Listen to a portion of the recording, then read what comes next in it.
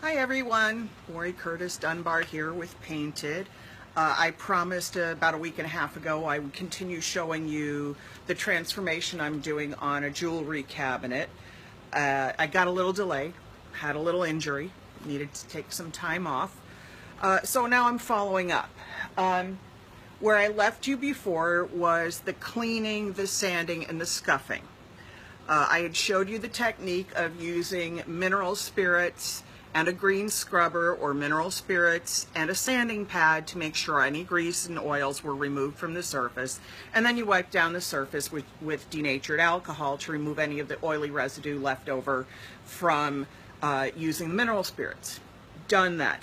I had questions on how I knew what the surface was, and originally I thought it was polyurethane because that's really common in inexpensive pieces of furniture that are mass produced. However, in the last few years, pre-catalyzed lacquer is now pretty much the industry norm for mass manufactured furniture and cabinetry. I discovered this with sanding. When you sand polyurethane, it sands a little differently. It doesn't sand as easily. You don't get a fine white dust, which is what I got once these pieces were dry and all the alcohol and all the mineral spirits and everything had evaporated. I went back to start filling in holes and checking to see if I'd missed spots. So I ran some sandpaper over it and it sanded into a fine white dust, which is fairly indicative of pre-catalyzed lacquer. There is a post on the page that tells you how to test for different surfaces. I suggest everybody take a look at it. If you're having a hard time finding it, message me and I will share it again. So we're going to move on to the next steps now. I removed all the hardware from the drawers, and I knew I wasn't going to be using that hardware again. Now, I'm not quite sure what hardware I'm going to use. I have a pretty good idea. I met some great guys at a convention this weekend who have pieces that are perfect for this.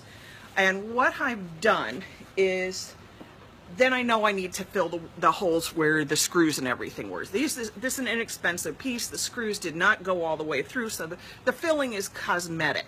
It's not structural. I don't have to worry about filling something that has to have screws grabbing into it.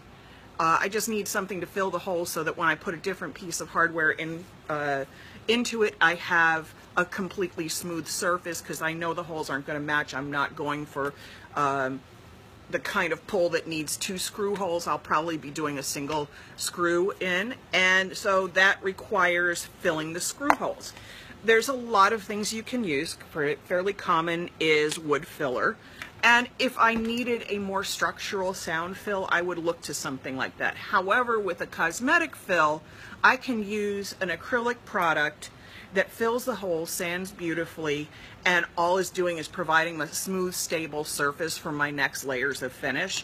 What I am using is Venetian Gem. It's a Faux Effects product. I don't know if this is going to read forward because I'm a dork when it comes to cameras, so I'm going to hope that this, when I post it, flips around. But the company's name is Faux Effects right here on the label. The product is Venetian Gem.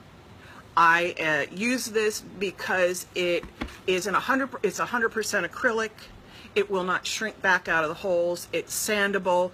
It takes paint perfectly. There's never a binding issue with that. And it won't crack on me in the holes either. So I can scrape it across a hole. It provides a primable surface without it shrinking back and me having to constantly refill, which happens with a lot of other products, including wood filler.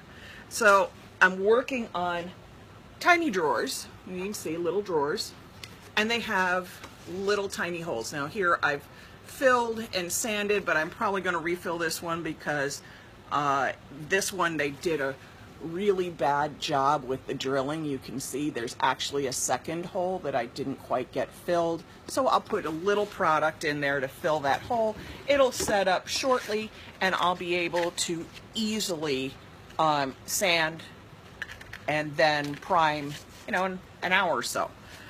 If you notice the jar, I'm using a red. Now, this product comes in all kinds of colors, plus a tint base, plus white, plus black, whatever. The reason I'm using red is this is one of my pink clients. I'm already working on a mahogany stained surface, so red works in.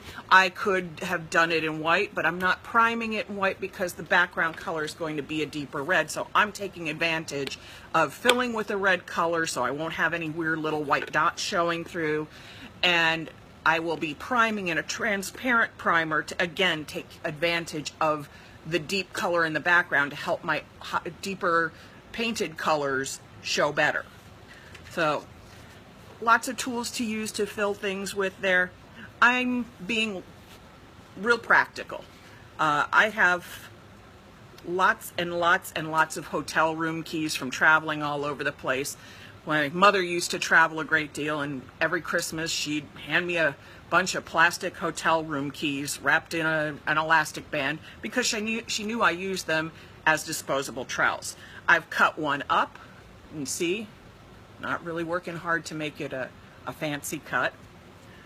These work great for old Blockbuster cards, old gym memberships, all of those membership cards that come with everything that you just have filling your wallet. Great way to use them and not throw them out there. It's a little bit of recycling. So all I'm going to do is take this product and scrape it across the holes. And you see I'm applying very thin. And I just want to backfill that space. And this will sand like a dream really quickly because there's not a whole lot of thickness. And I think I have one other drawer that I'll show you. See, you can see this is unfilled. And you also see there's plenty of dust on the surface, and I'll address that in a second too. So I'm filling these holes. I'm more concerned about the holes than whether or not I get a little bit on the outside because, again, this will sand off like a dream. So I've got those filled. That's done. Once they dry, obviously I have to sand that. And I've also sanded all the other drawers. It's pretty much, I did a light sand on this one, so I'm going to show you what I'm talking about. Where's my sanding block? Sorry. Sanding block, fine grit. You can see I've been sanding already. I'm going to come in here and just sand away. I'm not sanding hard because I don't want to break through the top coat, but I'm going to sand and get it done. And I'm really fancy. I knock sanding blocks off on my pants. It's a very elegant look. But also, here, now that I've got that cleared, you might be able to see this a little better with maybe not the sanding block I just dropped on the floor. When you sand here, you see that really fine white powder? I don't know how clearly it'll show on the camera. It sands up white, not yellow, and that's an indicator to me that we're looking at pre-catalyzed lacquer. I also did a little more research on the piece and found out where it came from and stuff, and yeah, that's pretty much what I'm looking at. Then I'm going to take a damp cloth and wipe the surface. Wipe it clean. Clean cloth. Wipe it down. I don't want any dust. Dust is one of the biggest challenges that will cause a non-adhesion issue. Do not use tack cloths, especially if you're working in water-based paints. Tack cloths are made with resin, and resin will, in the process of grabbing the dust off your surface, it will leave a fine coating, especially if it's brand new tack cloth. It will leave a fine coating of resin on your surface. Resin is oil-based. It will not allow water-based products to bond through it, so it's a bad idea. I've stopped using them completely. If I have more of a dust issue than just a damp rag can easily handle, I use Swiffers. Swiffers are a piece of fiber, paper-like material that are charged with static electricity, basically, and they will grab dust off without redepositing it on the surface. They just have to keep them clean and not use them once you've filled them up. I've thrown every tack cloth out of my studio. I don't use them. I've had more failures simply from using that product than anything else. And if you don't know what I mean, tack cloth is cheesecloth that is sold in hardware stores that is sold in a little plastic packet, says tack cloth on it, tack meaning tacky, and it's yellowish, and you open it up and it smells like solvent-based stuff. So you really, really want to avoid this, as most products are water-based that most of us use now. You don't want to step into something that's going to create an adhesion issue. Then the next step is going to be to prime. Now, as I mentioned before, I'm taking advantage of the fact that this is a dark colored wood. I'll be putting a dark pink over it. So I don't want to paint it white, because when I paint it white, I fight that. What'll happen is pink will transmit through, the white will show through the pink, it'll look streaky, it'll look messy. So I'm taking advantage of the deep colored background to help my project work better. I will be using a primer though. Most of the time I can get away with 1 or 2 products, but because I don't know where this really came from, I have some issues with, I want to make sure everything sticks well. I'm going to use a high bonding water-based primer. So I'll cover primers right now. If this was an old piece, I probably would have had to strip the old varnish off of it. Probably would have been a shellac finish, which is alcohol solvent. I would have stripped that down, and I'd be seeing bleed from the old stains and the old tannins in the wood come through, and I'd have to use something like shellac, either clear or white-based shellac. I believe Zinsser's white-based shellac is BIN, B-I-N. I could be wrong because I'm not looking at a reference sheet in front of me. I have too many products, too much information, and I get things mixed up once in a while, but I will confirm that it's B-I-N, or somebody will see this and confirm it as well. But I don't need to do that because I know my top coat is solid. I know I'm not going to have a bleed issue. I haven't gone through down to the wood or the fiber board, depending on what part of this piece it is. All I need to do is get a great adhesive bond going. So I'm a belt and suspenders person. Yes, the paint that I use has a super high bonding qualities, but I like to make sure. I'm going to be using a product, again, Faux Effects. It's called Prime Etch. It's a water-based high bonding primer designed for hard to bond surfaces. What it does is it kind of co-solves into the top coat, penetrates, stays a little sticky, and then it's almost like you're putting it like a coat of glue between one surface and your paint to help bond it better. The product is the ability, it has, sorry I'm stuttering a little bit because I lost track of my thought. I had like a bird fly by my brain and distracted me. Okay, so the product, as you can see, it's thin. It can be sprayed, it can be rolled, it can be brushed. There are some tricks to all of that. We're not spraying here. I can spray in here, but I don't want to set up the spray tent and everything and do it. I think that's kind of a pain in the neck for one piece. So I'm going to roll it on the flat surfaces, and I'm going to brush on the details. As you can see, I have a little whiz roller pan with my Prime Etch in it. Prime Etch can be thinned up to 100% with water, meaning that you can fully thin it 1 part Prime Etch, 1 part water if you need a thinner bond. When I have a surface like this that I'm not completely sold on what I've got in front of me, I use it full strength 100%. You get a lot of square footage out of a quart because it's going on super thin. When I apply something like Prime Etch, because it is so thin, Whiz Company, Whiz Rollers, little hot dog rollers like this, has a product called Extra Zorb. What they are is they're a lower nap roller that's super absorbent, and it's designed really for super thin products. It helps you roll it on without getting a lot of roller marks in it, without getting a lot of bubbles, and without having issues with getting it kind of pilly looking, which is the bubbling. So first thing I'm going to do is, if you look behind me, you can see, let's see if I can make this zoom, probably not. you can see I have the jewelry chest upside down on a board.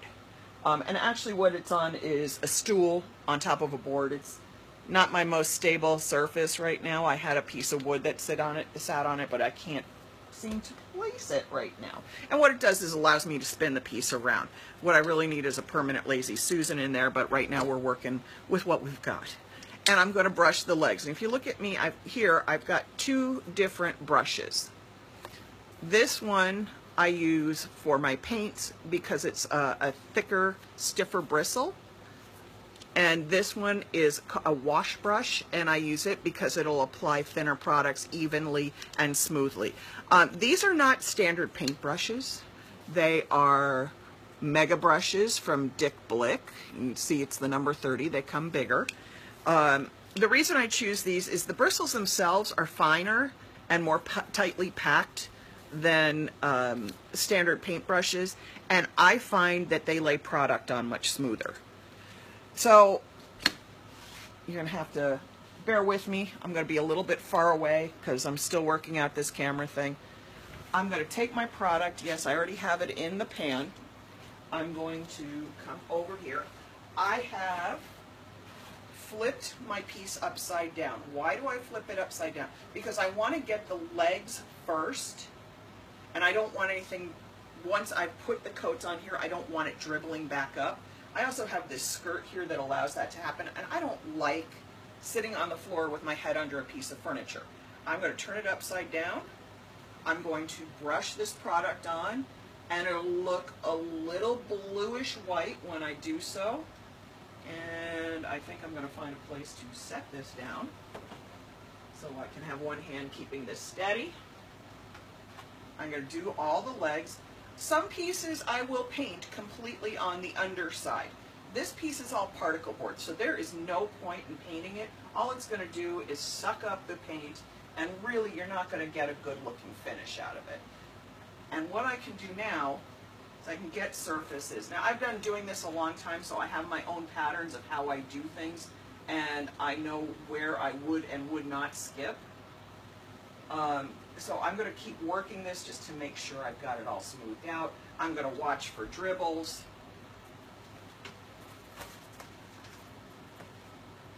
Sorry, there's a bucket there.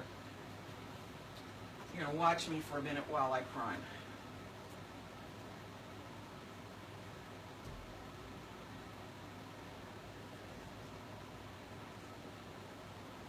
I know this is terribly glamorous, especially watching me at a distance. But I'm still working this camera thing out.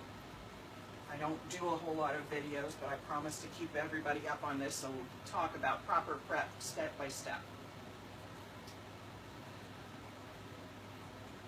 And you can see I'm using really very, very, very little product. And the good brush allows me to control the brush strokes and how the product lays on it. And maybe a better placement, I'd stop spilling primer on the floor of my studio.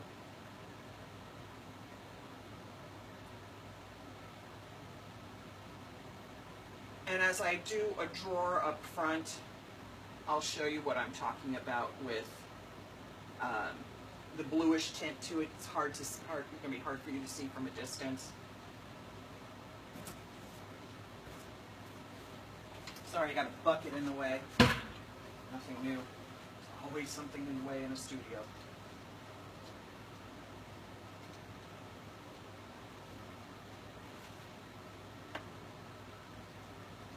Now, some of you may wonder why I use faux effects.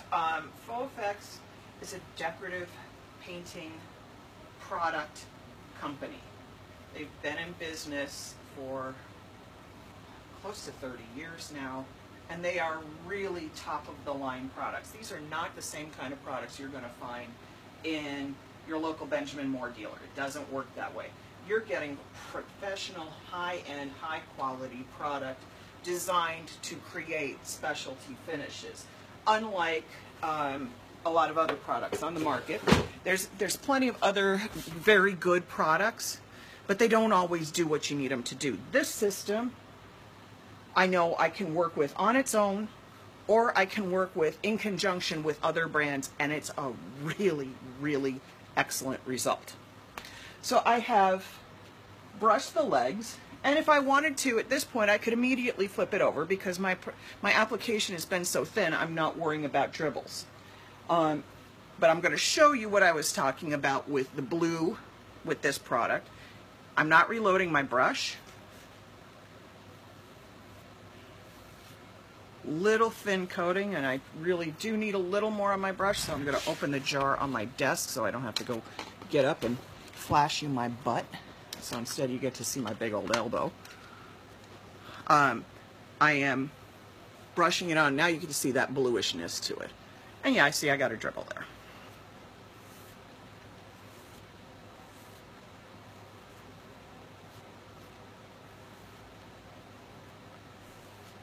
And I will go get the roller and the roller pan, and there's a slight bluish cast that will dry less shiny. It will dry more sticky, and see, look, looking in the camera, forcing me slow down, catch my dribble. Make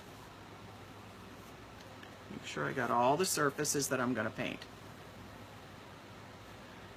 Now, I know a lot of people paint the sides of the drawers, and I may throw something on there, but I'm not worrying about prime etching that or anything right now, because the important part of the finish is going to go on the sides and on the top and on this bottom piece of wood. These are very inexpensive drawers, so I have to be careful about how much moisture I put on them so it doesn't cause the particle board to swell and turn fuzzy and completely destroy the product, or I'm sorry, the product, completely destroy the piece of furniture. All right, let me go back here. Here is my roller, minus about a quarter of a cup that I accidentally dumped on the floor. And I'm sitting because it keeps me easier to see for the camera. I will direct the camera where I'm going to be rolling, and you're going to get a brief roll. When you see these drawers, you'll see part of a carpet rolled back. We have had flash flooding in our area in the last few weeks, so I have to roll my rug back down here because there's one leak in my studio and it runs right under my desk. So I keep the rug rolled back when I know bad weather is coming, and then I set, of course, all this furniture on top of it, so my lazy self did not pick up the furniture, unroll the carpet, then put the furniture back down, and then start videoing. So you're just going to have to live with my little bit of mess. All right, let's see if I can get this into a place where you can see. Give me a second, everybody. And I'm hoping you can see. I'm trying to look at this from above. All right, you can see that one door. I'm using the Extra Sorb roller, and I'm just going to simply roll this on the surface. Now, it's a lot right now. I'm not worried about that too much, though, because what's going to happen is I'm going to roll other surfaces, and it's kind of pilly, which is the stuff we just talked about. This will level out. I won't have a problem with that. And there's enough on this roller that I can go and roll these surfaces, let it dry. If I need to, I can always put an extra coat on, but there will never be a need. I also know that if I have a little dimpled texture on this, it will not be a problem in this case, because I have plans that will hide anything that shows as a flaw.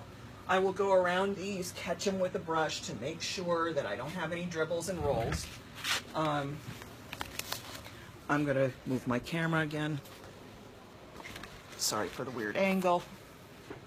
Let's see if you can get back to the piece. Now, normally I would turn this right side up, but since I've got the loaded roller in my hand, I'm going to lightly roll this surface.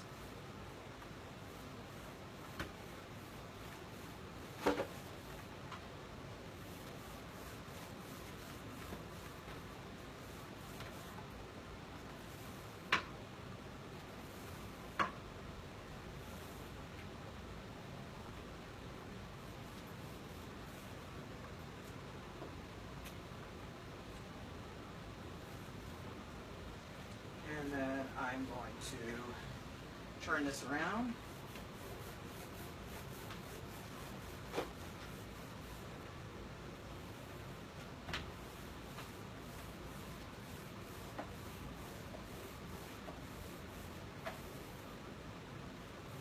Roll that surface. I'm gonna roll the back. Now, normally I would take these hinges off, but this is like the backer board for the back of a dresser and stuff. It's very thin.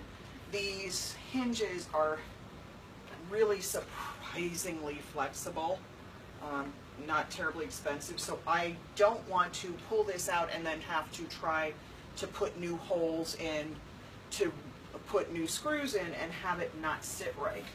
Now, if you've noticed, I also haven't really had to refill my roller, and yes, I do know I just rolled over that label, and once I turn this off, I'll go back and fix that and re-roll over it, because I do have work time with this. That's not a problem. That has a basic coat of primer. I do have to turn it over, get the edges, get the details, catch for drips, but that's not terribly interesting to watch, so no, that's not what we're going to do. Let's see, I've gone back into this one piece that I did the first roll pass on that I thought the roller was a little heavily loaded, and I'm actually using the roller to absorb the extra product and redistribute it while the surfaces are still wet. Now, you can't do this long with any product that's water-based, because what happens is you start rolling back into it and it'll start peeling it back off the surface, which is not a good thing. You'll create a texture under there that you can't cope with, because this is not like you can turn around and sand this stuff. It has a little gummy texture to be extra high bonding. So I want to make sure that my rolls and my brushes is good in one pass without dribbles. Normally I go a little slower. I put it up, I spin it around, but I'm doing this for video. I'm going to sign off now and go back and check my details so that I don't ruin this for my client. Thank you everybody for watching. Please don't hesitate, sorry my camera wants to slide now. Please don't hesitate to ask me questions. I will post links for, again, if needed, for the how to determine what your finish is. I'll also post some information about what conversion varnishes and pre-catalyzed lacquers are, so that you understand those a little better, because you'll be running into those. And have a great afternoon. Bye.